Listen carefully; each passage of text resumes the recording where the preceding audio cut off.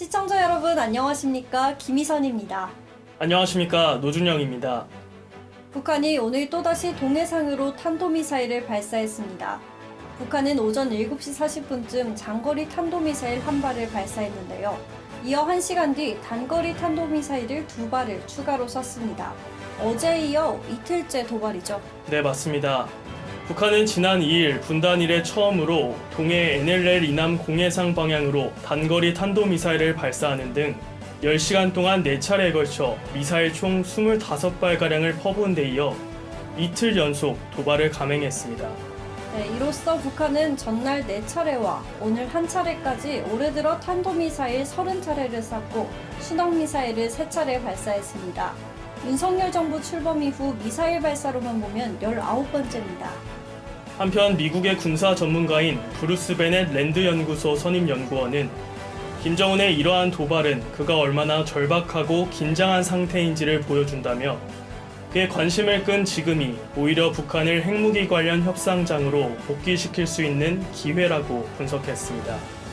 이 시각 주요 뉴스입니다.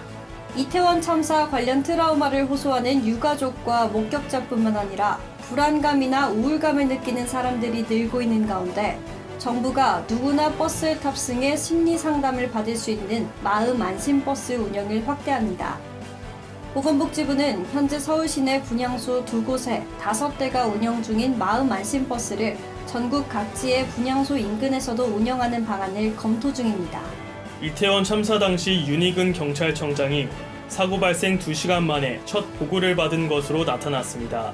특히 윤 청장은 윤석열 대통령보다도 1시간 13분 늦게 보고받아 경찰의 늑장 보고 체계에 논란이 일고 있습니다.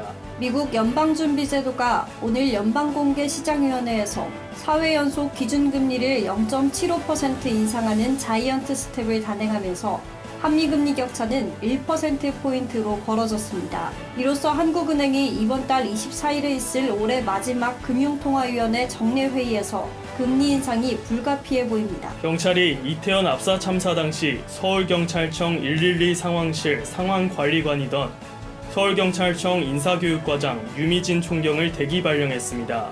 경찰청 이태원 참사 특별감찰팀은 이임재 전 용산서장과 유 총경이 참사 당일 업무를 태만히한 사실이 확인됐다며 수사를 의뢰할 예정이라고 밝혔습니다. 10월 말 외환 보유액이 4,140억 1천만 달러로 우리나라 외환 보유액이 석 달 연속 감소했습니다. 한국은행은 외환시장 쏠림 현상이 완화됨에 따라 200억 달러 가까이 줄었던 지난 9월보다 감소폭이 크게 줄었다고 설명했습니다. 최근 반도체 장비 교역 동향과 시사점 보고서에 따르면 한국의 지난해 일본, 미국, 네덜란드 반도체 장비에 대한 수입 의존도가 77.5%에 달하는 것으로 나타났습니다. 보고서에서는 반도체 장비의 안정적인 확보를 위해 10보 동맹에 참여하는 것이 필요하다는 의견도 함께 제시됐습니다. 10월 국내외 수입차가 25,363대 팔리면서 판매량이 작년 같은 기간보다 35.2% 증가했습니다. 메르세데스 벤츠가 3개월 만에 판매량 1위 자리를 탈환했으며 BMW와 아우디가 뒤를 이었습니다. 지난 2일 부상을 당한 손흥민이 결국 안아골절 판정을 받고 수술대에 오르게 돼 월드컵을 앞둔 벤투호에 비상이 걸렸습니다. 통상 안면골절로 부상을 입고 수술을 받을 경우 2개월 정도의 안정기간을 가져야 합니다. 시민단체 촛불행동이 국가 애도기간 마지막 날인 5일 서울 광화문 광장에서 이태원 헬로윈 사고 사망자를 추모하는 촛불 집회를 추진한다고 밝혔는데요. 서울시가 집회에 불허 방침을 내놨다고요? 네, 서울시 측은 규정상 행사 7일 전에는 신청해야 하기 때문에 허가해주기 어렵다며 집회 신청이 늦었다는 이유로 불허했는데요. 이에 경찰도 이번 집회에 대해 금지를 통보했습니다. 그러자 촛불행동은 연대와 추모의 마음을 모아주시길 바란다며 허가가 나지 않는다면 주변에서라도 추모제를 진행한다는 입장을 밝혀 긴장이 고조되고 있습니다. 한편 진보 성향의 이 단체는 지금까지 12차례 매주 주말 서울 도심 등에서 윤석열 대통령의 퇴진을 요구하는 집회를 진행해왔습니다. 뉴스를 마칩니다.